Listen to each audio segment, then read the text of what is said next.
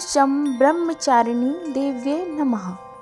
चैत्र नवरात्रि की आप सभी को हार्दिक शुभकामनाएं।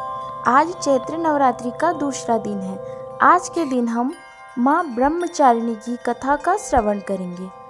तो आइए हम कथा का श्रवण करते हैं। नवरात्रि के दूसरे दिन माँ ब्रह्मचारिणी की पूजा की जाती है।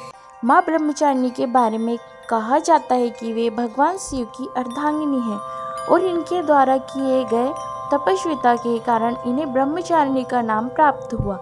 यह देवी अपने कठोर तप और साधना के लिए प्रसिद्ध है। दूसरे दिन की पूजा से भक्तों के जीवन में सुख, शांति और समृद्धि की प्राप्ति होती है। तो आइए अब हम कथा शुरू करते हैं। प्राचीन काल में एक अत्यंत महान और समर्पित तपस्विनी कन्या थी जिसका नाम उषा था। उषा एक धन्य कुल की कन्या थी और उनका मन भगवान शिव की आराधना में पूरी तरह से लीन था। वह प्रतिदिन तप और साधना करती, भगवान शिव के ध्यान में मग्न रहती। बस वह इतनी सच्ची और ईमानदार थी कि भगवान शिव उनकी तपस्या से प्रसन्न हो गए और एक दिन उन्होंने उसे दर्शन दिए। भगवान शिव ने उसे वरदान देते हुए कहा, कन्या, तुम्हारी तपस्या अत्यंत उत्तम है। तुम्हारे तप से ही इस ब्रह्मांड की गति संचालित होती है। तुम अब से ब्रह्मचारिणी के रूप से जानी जाओगी। तुम्हारी पूजा और आराधना से लोगों के जीवन में शांति, सुख और समृद्धि आएगी। माँ ब्रह्मचारिणी की पूजा करने से व्यक्ति के जीवन में खुशहाली आती है और उनके द्वारा दी गई आशीर्वाद से शांति और समृद्धि की प्राप्ति होती है। जिन भक्तों ने सच्चे मन से माँ ब्रह्मचारिणी की पूजा की, वे निश्चित ही अपने जीवन में सुख और आशीर्वाद का अनुभव करते हैं।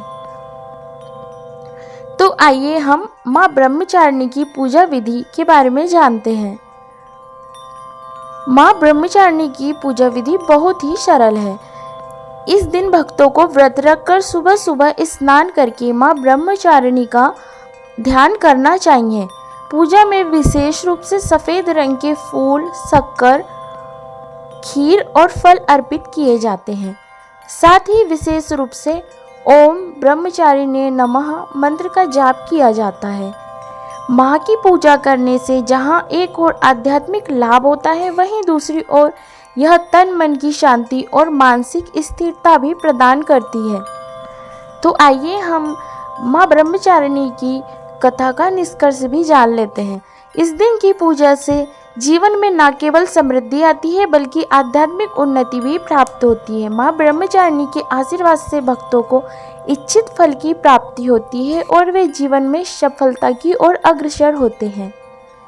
आशा करती हूँ कि आपको कथा पसंद आई होगी।